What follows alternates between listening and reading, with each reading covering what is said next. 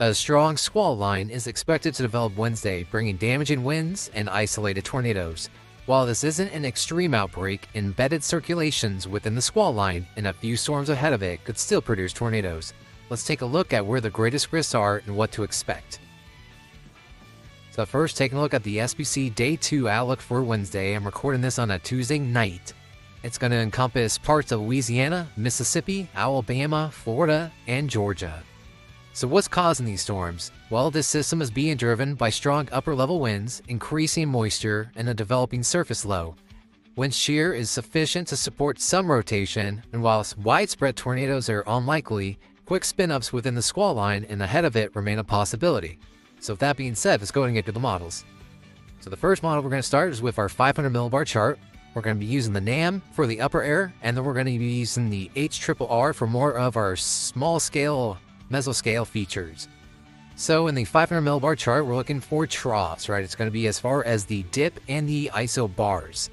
So as we go ahead and go through this loop, we can see that there is definitely a lot of positive vorticity that's going to be advected on the east side of the axis of the trough. That's going to be located right down through here. That's going to help with as far as our forcing and our storm initiation. So this is 21Z, so that is going to be 4 p.m. Eastern Standard Time. And that's one of the times when I believe that the intensification is going to start. It's going to be between 4 p.m. and 11 p.m. Eastern Standard Time. So go another 3 hours into 7, and we definitely have a lot of forcing to work with. And we even have that jet streak that's further north. If this was a little bit further south, this could be even a higher risk event. So there definitely is as far as enough forcing to work with. So if we go do our relative vorticity, right, we're looking for the amount of spin. So as we go throughout here, 12, 15, 18, we're at about there, right? That's what I'm about thinking. You can kind of see this kind of vorticity maximum that's right there on the border of Louisiana, Mississippi, and Arkansas. And the relative vorticity is always going to be dominated and affecting towards the east side or following these isobars. So that's going to continue traveling to the east-northeast side. As we go ahead on further along time, we can definitely see that there are certain little areas and certain pockets for spin and storm initiation to happen. So with that, we're going to go ahead and skip, and we're going to go up to our surface, right? So this is the mean sea level pressure. So what we're looking for here are going to be our surface low, and then of course our fronts.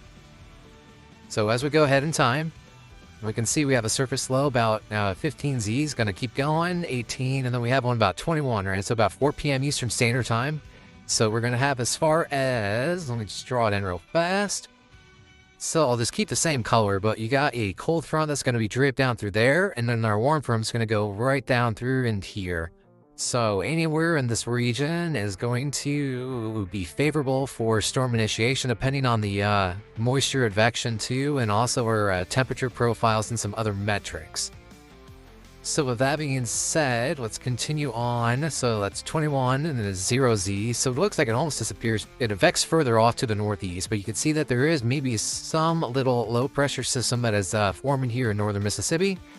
And then it kind of affects over here into Alabama. So there definitely is going to be a low pressure system that is going to be advecting to northern Alabama here. So this is about the time, though, I think that the severe risk is going to start to dwindle.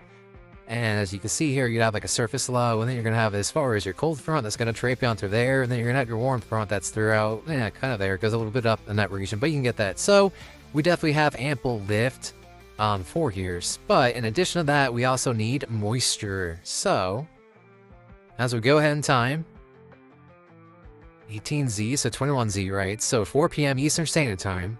So we can see that right along this boundary, and this reinforces too as far as that surface low and the boundary, because there's going to be a higher contrast between the difference with the cold front and also the warm front, but a lot more typically within your cold front, and even with the wind direction as well. Continue on here, and we definitely have dew points in the mid-60s, so that is very ample for storm initiation. So we definitely have enough moisture to work with, and we have some lift there too. So let's go ahead and continue on from there. Let's see our different temperatures here. So if our temperature gradients, as we continue on, 18 to 21Z, this is just another precursor that you look for as far as your fronts. You're looking for things like pressure tongues, temperature gradients, dew point gradients, wind shifts, all kinds of different metrics in order to really pinpoint those. But this just kind of re-emphasizes that there definitely is as far as two different boundaries throughout there, and then one there with that surface that's going to connect the two boundaries in there. So we definitely have as far as our ample lift to work with. Sorry about my voice too. I don't know what the heck's going on. I'm like so hoarse. I feel like my voice is going out. But continuing on from there, let's go to our next metric. So here we're going to be looking at mixed layer cape, right? So it's kind of like the storm fuel. Think of it as a car. You got to have some gasoline to get going. If you don't have any gasoline, you're not going to go anywhere. So as we continue on here with our little loop going further into time, 18Z, so right, so there's a little bit of ample there. So with being a QLCS, you typically don't need as much, right? So this is not going to be super favorable for super slow environments, except for maybe more short-lived if there's any in front of as far as our QLCS line that might be getting absorbed into there. And with those mergers, that could create more of embedded circulations and possible spin-offs when those do occur, known as the merger effect. So starting here about 21Z, so that was the thing. So we definitely have a lot more going on here on like a Louisiana part. And even with these mixed layer cape values, when they start to fall off too, if our 850 millibar lower level jet is increasing, that could show that these storms are going to go from updraft dominant to downdrift dominant, being more of a wind threat too as well, what's known as a D cape. Which you can definitely see that kind of affecting off there later on in the hours. So that's definitely going to be coming more of for our wind event. So let's go ahead and continue on through here. So with the day 2, they have as far as the tornado outlook. So in the brown, you have your 5%, and in the green, you have your 2%. So let's go ahead and break them down, since we believe that the strongest storms are going to occur between 4 p.m. and 11 p.m. Eastern Standard Time. This is going to be particularly when the storms interact with stronger lower level shear.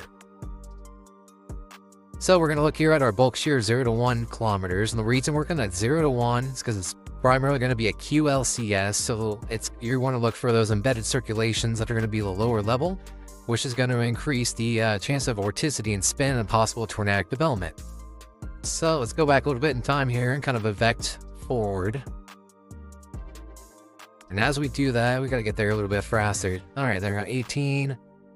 So about 21Z, right? So 4 p.m. Eastern Standard Time is kind of what we're thinking. And there definitely looks like, I really like this kind of like this lower as far as the Alabama region.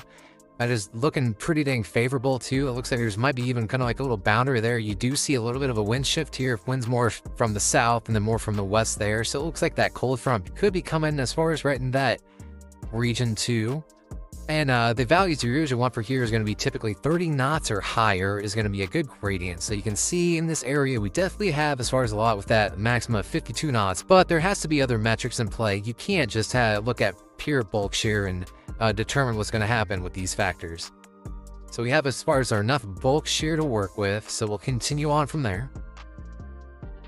And now we're going to look at our updraft helicity from the 0 to 3 kilometers. So this is going to kind of give us an idea as we go forward in time on the updraft potential and also the tornadic development potential too. And as we go throughout here, 19, and so you can see some values a little bit higher starting to set in, right? 20Z, there we go, 21Z, and then 22. And yeah, you can kind of see like more of like the southern Alabama, south central Alabama is looking a little bit more favorable for those embedded circulations and those mesovortices that are going to be located within the storm. And then as we get kind of later in the time and later throughout the night, you see those definitely dwindle to where this is going to become more of a wind event and less chance of a tornadic development. So continuing on from there, we're going to check out there as far as the wind outlook. So there is a slight risk in the yellow region, and then the marginal and the green. So that's going to be anywhere within 25 miles at that point of winds of 65 miles an hour or stronger. So let's go ahead and kind of break that down here. So we're going to start with our 850 millibars. So the reason we're looking at this is because if you have very strong lower level jet, of course it could increase the tornadic potential, but also too it could increase the chances for those winds to also hit the ground and become more, since it's going to become more of a wind driven event later in the night.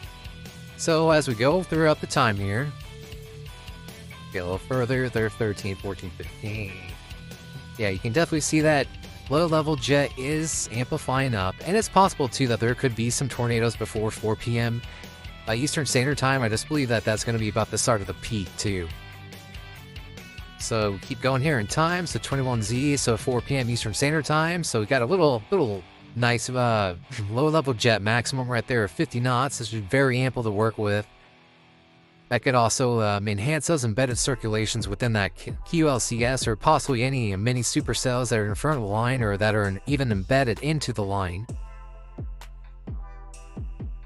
And then continuing on from there, let's go ahead and take a look at our wind gusts, right? So this kind of give us an idea as far as like those damaging winds. Of course, it's not going to be exactly right to the point, but it will give you kind of a more reference of the region of which these can occur. And you can see there's definitely a lot that's set in here, and these could be as far as more too with the downdraft DK being higher too. Once those amounts get usually above 500 joules per kilogram, and depending on other metrics too, that these could intensify or higher than these models are actually predicting here. So there's definitely going to be as far as a lot of wind here. So let's get to 21Z, right? So that's about when we're thinking about like the start of it too. And another thing too, if you have as far as these big wind shifts too, because this could also be a precursor showing kind of like the cold front boundary too as well here. But as we continue on, you can kind of see that kind of vex over towards kind of the Georgia region, kind of onto the Panhandle region. So we have a lot of gusts to work with too, and the 850 millibars and lower level mix level, the mixed layer Cape, and the 50 knot or greater winds of the 150 millibars. So that's going to increase the wind-driven vent later into the night. So let's go ahead and let's check out kind of the flooding risk. So this is the CPC's Day 2 excessive rainfall outlook. It's on the yellow. We have a slight risk and a marginal risk in the green. So let's go ahead, and the first thing we're going to look at is our PWatt, or otherwise known as our precipitable water. This is going to tell us how much moisture is going to be in the atmosphere.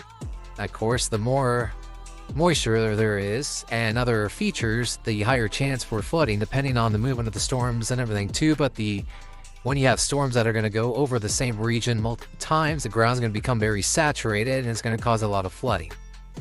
So as we can continue on through here, we have definitely very ample, above 1.5 inches of the precipitable water, and that column is definitely very, very strong, very moist. You get it about 21Z. So that is going to be about the 21Z, the 4 p.m. Eastern Standard Time, when we're thinking about the start of when the peak is going to start happening, the intensity of these storms. And there definitely is a lot of water to work with here, which if we go back once, you can kind of see it. They have it more kind of like central and northern Alabama, and of course you have your Mississippi and your Georgia and your other states too as well. But there definitely is enough ample of that to work with. So with all in all, with everything, this whole setup is definitely looking variable favorable. I would say between 4 p.m. and 11 p.m. Eastern Standard Time for higher potential for tornadic development. After that, it's definitely become a wind-driven event. So make sure you're prepared, stay alert, and have multiple ways to get warnings. If you found this update helpful, hit like, subscribe, and turn on notifications so you won't miss any future updates, and stay safe out there.